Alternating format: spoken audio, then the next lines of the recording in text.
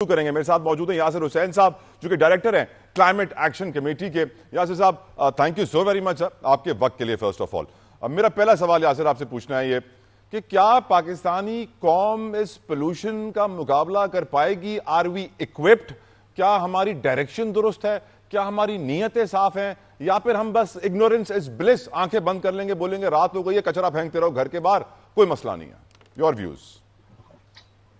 جی، میرا یہ خیال ہے کہ ہم ایک جنگ میں ہیں جس میں کہ ایک طرف وہ لوگ ہیں جو چاہتے ہیں کہ صاف فضا ہو، صاف پانی ہو، اور وہ گورنمنٹ کے اندر سپورٹ بھی دیتے ہیں. یعنی گورنمنٹ میں بھی ایسے آفیسرز ہیں، ایسے لوگ ہیں جو اس بات کو سمجھتے ہیں کہ اوور آل ایک گرین ٹرن کی ضرورت ہے.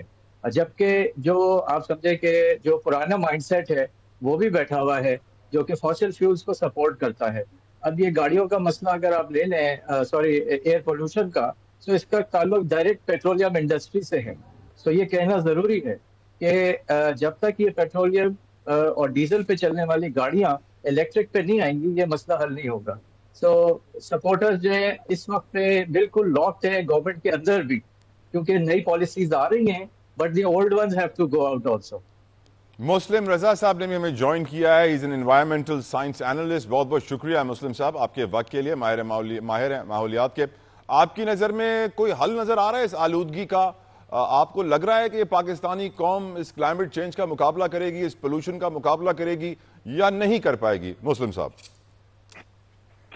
دیکھیں، بات یہ ہے کہ میں ہمیشہ ہر پلیٹ فارم پہ بات ہی کہتا ہوں کہ ابھی جب تک ہمارے پاس ایجوکیشن کا سٹینڈرڈز کو ہم اس طرح میچ نہیں کریں گے، جب تک ہم یہاں پر اپنے بچوں کو گراس روٹ لیول سے اس کی تعلیم نہیں دیں گے، تو مجھے بتائیں کہ وہ جو 4 ڈیکیڈز 5 ڈیکیڈز 6 ڈیکیڈز گزر گئے ہیں اور اس میں ایک پوری مشروم گروتھ ہو گئی ہے پوری نیشن کی. تو ان تمام چیزوں کو سمجھنے کے لیے تو ہمیں سب سے پہلا platform grass root level کا ہوتا ہے.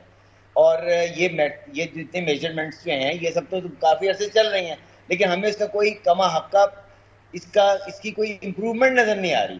اور اس کی وجہ یہ ہے کہ معاشرہ جو ہے وہ میں سمجھتا ہوں کہ اوور آل ایک ڈی جنریٹ ہو گیا ہے اور اب اس کی سخت ضرورت ہے. جیسے میں ابھی 2 دن پہلے ہی میں نے ایک انٹرویو دیا تو اس میں نے ایک عرصے سے میں گرین فورس یہاں پر آپریٹ کر رہا ہوں جو اسکولز کے لیول پہ ہے، اور میں نے ارباب اختیار کو کہا کہ بھائی بات یہ ہے کہ اگر ہم اتنی بڑی ایک فورس ہمارے پاس جو اسکول گوئنگ بچے ہیں وہ ایک نان کنونشنل فورس ہے جس کو ہم بہت آسانی سے چینلائز کر سکتے ہیں اور اس سطح سے ہم ان کی آگہی پیدا کر سکتے ہیں. اب بات یہ ہے کہ اس میں بہت سے جو فیکٹرز ہیں، سٹبل بھی ہے اس میں، ایئر کوالٹی کے جو ہمارا مسئلے مسائل ہوئے ہیں. یعنی پاکستان کمال یہ ہو گیا کہ پوری دنیا کا نمبر 1 لاہور جو ہے وہ نمبر 1 ایئر کوالٹی انڈیکس میں نمبر 1 اس پہ پہنچ گیا.